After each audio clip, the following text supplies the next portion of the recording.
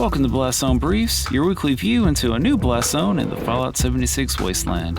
This week, we'll be nuking the town of Grafton to see what kinds of flux it offers and the types of enemies that you can expect to encounter. So suit up, get your nuclear keycards ready, and join us as we head into a new blast zone.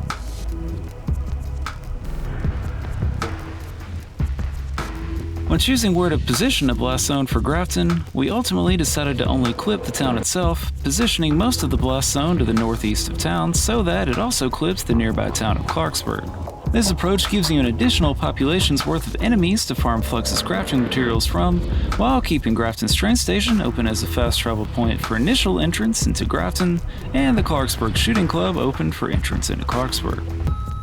In terms of Flux, Toxic Valley contains the largest concentrations of violet to be found anywhere on the map, and the area between Grafton and Clarksburg is no exception. There's also a noticeable amount of raw yellowcake flux to be had, mostly located in the eastern half of the zone, as well as some cobalt. You won't really find any crimson or fluorescent flux here, at least in quantities great enough to stabilize.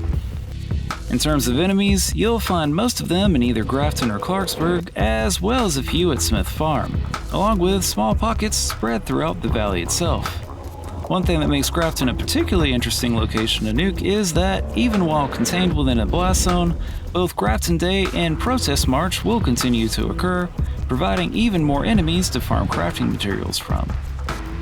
In regards to what types of enemies you can expect, Grafton will generally contain a combination of super mutants, scorched, and rad toads, alongside robots and a Grafton monster during town events. Clarksburg is a little harder to pin down, as it can contain a combination of scorched, super mutants, robots, glowing ones, insects, and mongrels, depending on when you visit the town. Ultimately, Grafton is going to be your best option to nuke if your end goal is stabilizing Violet.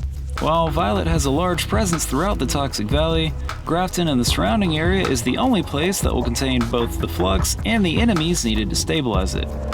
However, if you need other types of flux, Toxic Valley as a whole probably isn't going to be your best option. That's it for this week's brief. Join us every Saturday as we explore new blast zones, and check in on Wednesdays for tips and tutorials about other Fallout 76 topics. Also, make sure to subscribe and ring the bell so that you're notified every time we post a new video. Thank you for tuning in, and until next time, for the Enclave.